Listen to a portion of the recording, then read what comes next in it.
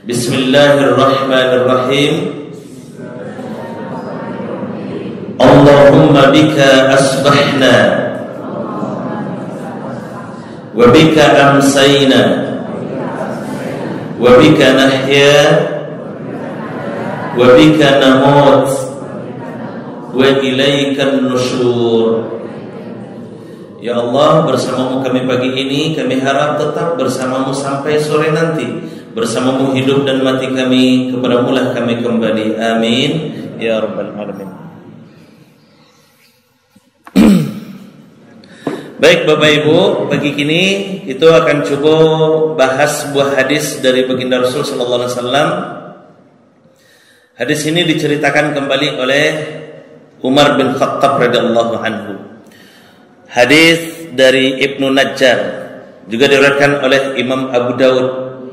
Suatu hari datanglah seorang ayah kepada khalifah waktu itu Umar bin Khattab, yang jadi presidennya waktu itu Bapak Ibu, Umar bin Khattab radhiyallahu anhu.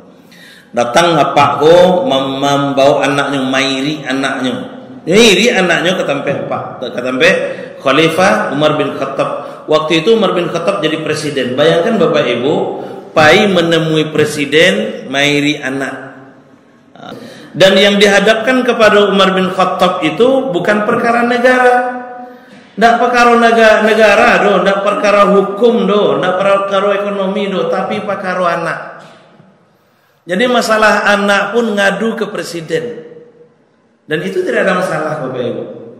Jadi datanglah seorang sahabat ini kepada Umar bin Khattab radhiyallahu anhu. Apa kata apakku?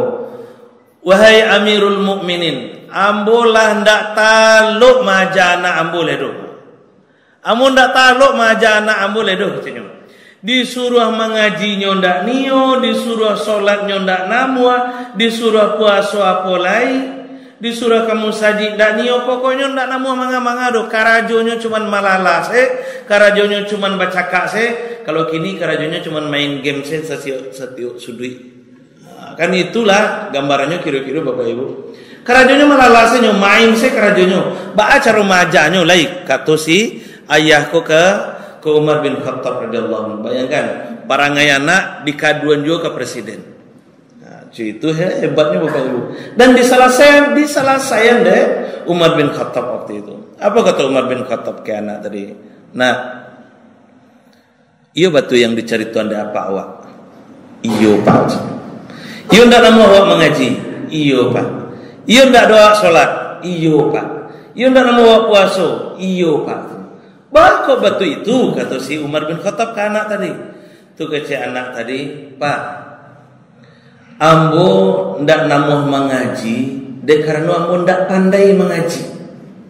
Dan ayahmu ndak pernah maja namuh mengaji. Nyobalian Bapak Ibu. Ambo ndak namuh mengaji dek karena ambo ndak pandai mengaji dan ayahmu ndak niu maja namuh mengaji do. Ambo ndak namuh salat dan namuh sembayang karena ayahmu sendiri ndak sembayang do. Ambo ndak pandai sembayang, ba caranya mau sembayang? Kata si anak tadi. Ambo ndak namuh puasa bukan karena ambo ndak namuh. Ambo ndak berpuasa karena contohnya tuh mana ndak do. Ayahmu ndak puasa do katanya. Itu lo nyobalian Pak Ibu. Tuh kece Umar bin Khattab. Kan lah terang tuh iyo batu yang dikece anak awak tadi. Kece Umar bin Khattab kapaknya tadi. Iyo ndak pernah anak awak ajar mengaji. Iyo Amirul Mukminin. Baru tahu waktu itu. Iyo ndak pernah anak awak ajar sholat. Iyo Amirul Mukminin. Iyo nak awak ndak pernah wajan puasa. Iyo Amirul Mukminin. Kiranya memang kesalahannya dia paknya.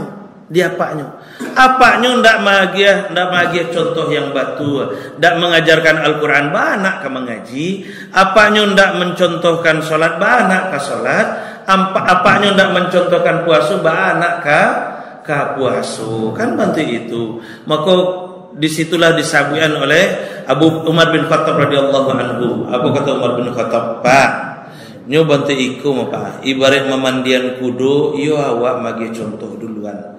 Kalau mandian kudu tu yo awak dan masuk ke air duluan. Baru dia lo kudu ko. Kan bantu itu Pak. Baru dia lo kudu ko ke dalam air. Barunya bisa dimandian. Da inyo saya disuruh masuk ke dalam air. Artinya apa? Awak magi contoh. Karena apa? Awak punya kewajiban karena awakku. Anak memang punya kewajiban kepada orang tua, tapi orang tua punya lo kewajiban ke anak. Apa kewajiban awak sebagai orang tua ke anak awak? Disampaikanlah dari Umar bin Khattab dalam hadis yang diriwayatkan oleh Imam Abu Daud itu. Apa kata Umar bin Khattab? Wahai bapak, Rasulullah sallallahu alaihi wasallam pesankan kepada kita, setidaknya ada 3 kewajiban kita sebagai orang tua kepada anak-anak kita. Jadi kalau awaklah punya anak, kalau awak punya cucu, ada 3 kewajiban awak ke anak awak. Apa kewajiban awak ke anak awak? Yang pertama, agih anak awak tu namonan rancak. Jadi kalau bagi nama anak tu, carilah yang punya makna. Carilah yang punya makna. Waktu itu mau tes ke Mesir, adalah kawan namanya Syukran, Pak Bu. Syukran. Syukran apa artinya, Bu? Terima kasih, Pak. Ya. Jadi ditanya deh Ustaz, deh Syekh yang dari Subhi Khair nama beliau waktu itu, tanya, Mas Mok, Syukran. Itu tak kaji yang pengujinya kan, Mas Mok, Syukran. Siapa namamu? Makasih Pak. Itu artinya kan, ya, bukan nama kan, Mas Mok, Syukran kan. Siapa namamu? Makasih Pak. Jadi padahal memang namanya betul Syukran, namanya itu benar Syukran. Cuman dianggap oleh orang Arab itu bukan nama, itu adalah ucapan terima kasih. Makanya jadi salah sangko jadinya kan. Salah nyambungnya Pak. Dekat sembung buat golok lo betul kan. Jadi itu agih namu yang elok lah, yang bagus, yang punya makna. Ya walaupun memang dari Al-Quran, tapi ya betul-betul punya makna yang bagus lah. Kadang-kadang diambil dari Al-Quran Abu Syayatin, supaya ke Arab-Araban dia agih nama Abu. Dalam Al-Quran ada Syayatin. Innal mubadzirina kanu ikhwanas syayatin. Oh syayatin kok bagus kok. Dia agih nama simbol Arab C. Abu Syayatin. Tahu Abu Syayatin artinya? Induk angkang setan. Walaupun rancak bantuannya. Aduh beko batamu kalimat bahimatul an'am. Oh kalau ikut dia gih nama rancak kok bahimatul an'am, panggilan baim. Bahimatul an'am artinya binatang ternak. Makanya perangnya bentuk kambing jadinya. Jadi kalau kemagih nama anak tu agih nama yang elok, yang punya makna, karena nama itu nanti akan dipanggil. Kita akan dipanggil. Jadi tidak ada istilah apalah artinya sebuah nama. Ada istilah itu loh. Nama itu berarti, nama itu adalah doa. Nama itu adalah doa. Jadi setiap awak membawa anak awak, ada doa yang mengalir di situ. Setiap orang membawa anak awak, ada doa yang mengalir di situ. Jadi kalau seandainya nama anak awak itu maknanya buruk, itu buruk doa yang mengalir. Kalau maknanya baik, tentu doa yang baik pula nanti yang akan tetap mengalir. Nah, seperti itu. Itu yang pertama. Kalau awak punya anak, agih nama yang elok. Yang kedua, ajarkan anak itu Al-Quran dengan cara yang sesuai pula dengan Al-Quran. Ajarkan anak awak itu Al-Quran.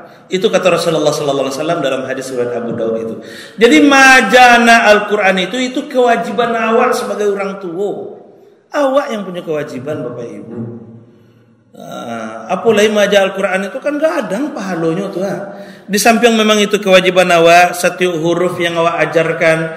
Jangankan mengajarkan, membaca saya Bapak Ibu, membaca saya dapat 10 kebaikan. Itu setiap huruf.